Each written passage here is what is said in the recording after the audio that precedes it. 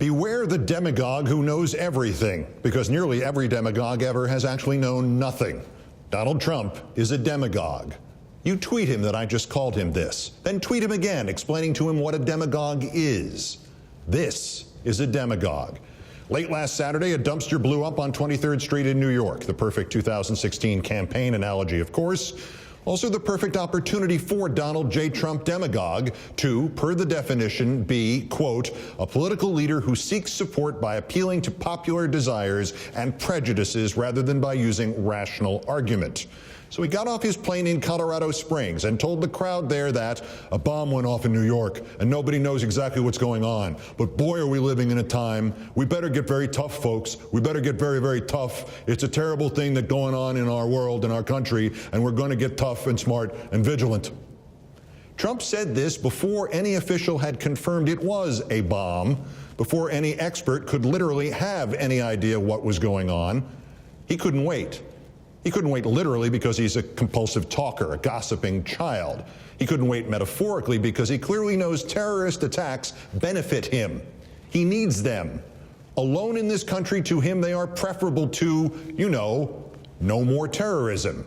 They fit his product perfectly. This vast, free-floating sense of panic and the need for vigilance, or is the right word vigilantism, that he is so successfully selling. It had to be a bomb. It had to be evidence of the vast plot against his voters that, to use his words, only he can fix. Nobody knows what's going on, Donald Trump said. True, and least of all, Donald Trump. We're going to have to do something extremely tough, he said Monday morning. Like what? He was asked by Steve Doocy, the other guy accused by Gretchen Carlson. Over there, like knock the hell out of them. And we have to get everybody together, and we have to lead for a change because we're not knocking them. Trump has no idea what to do except knock them. There is no plan, secret or otherwise. There is nothing he is concealing. There is no deal for him to make. Trump confused. Actually, Trump is just Shakespeare's King Lear. I will have such revenges on you both that all the world shall. I will do such things, what they are, yet I know not, but they shall be the terrors of the earth. No plan, no clue, just a lot of knocking them. Donald Trump has had no plan against terrorism, ISIS or otherwise, for a long time. He has been doing this terrors of the earth King Lear bit for at least 16 months. When in reality, to paraphrase Winston Churchill, he would not know the difference between a first lieutenant and a Mark 48 torpedo. May 27th, 2015, to Fox News.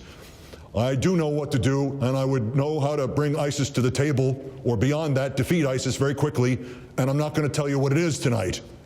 Even the Fox host was appalled. Why won't you tell? We need all the help we can get. I don't want the enemy to know what I'm doing. Unfortunately, I'll probably have to tell at some point, but there is a method of defeating them quickly and effectively and having total victory. Hate him or love him, there is a small germ of logic in that quote. Or there would have been, had Trump not been lying then. He wasn't keeping the plan from ISIS. He was keeping it from Ted Cruz and Marco Rubio. The next month, to the Des Moines Register newspaper. The problem with politics is, if I tell you right now, everyone else is going to say, wow, what a great idea. You're going to have 10 candidates go and use it, and they're going to forget where it came from, which is me. But no, I have an absolute way of defeating ISIS.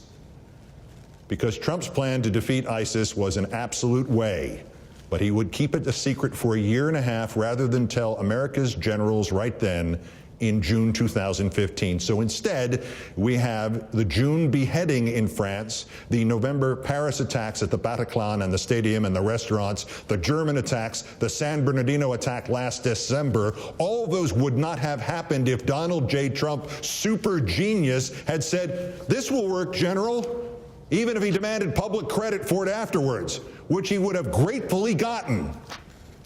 April 2016, Trump's clownish foreign policy speech. For ISIS, quote, I have a simple message for them. Their days are numbered. I won't tell them where and I won't tell them how, but they're going to be gone. ISIS will be gone if I'm elected president, and they'll be gone quickly. So if he'd gone to the generals then with his plan, no ISIS, and no attack on the Pulse Club in Orlando in June, and no suicide attack at Ansbach in Germany in July, and no priest killed in Rouen in France, and no ISIS lunatic driving a truck down the boardwalk at Nice during holiday fireworks, killing 86 and injuring hundreds. No whatever this was in New York and New Jersey last weekend. All because Donald Trump wanted to keep his foolproof plan a secret from the generals, from the public, from the families of those who would yet suffer and die. And finally this month we get an inkling of the great plan. Trump at Greenville, North Carolina. We're going to convene my top generals and give them a simple instruction. They will have 30 days to submit to the Oval Office a plan for soundly and quickly defeating ISIS. We have no choice. Trump could have also added, and we have no plan.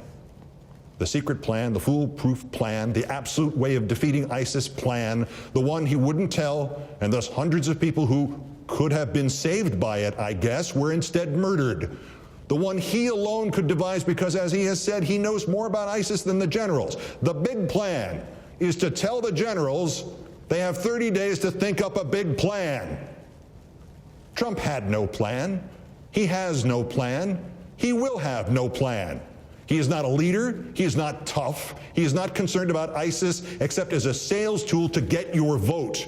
He knows nothing. He has nothing, except he has a tweet.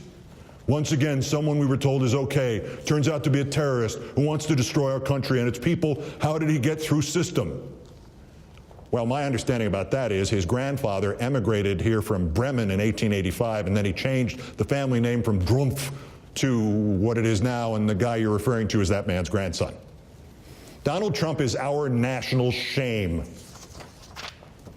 That's the closer. I'm Keith Olbermann. Watch this space.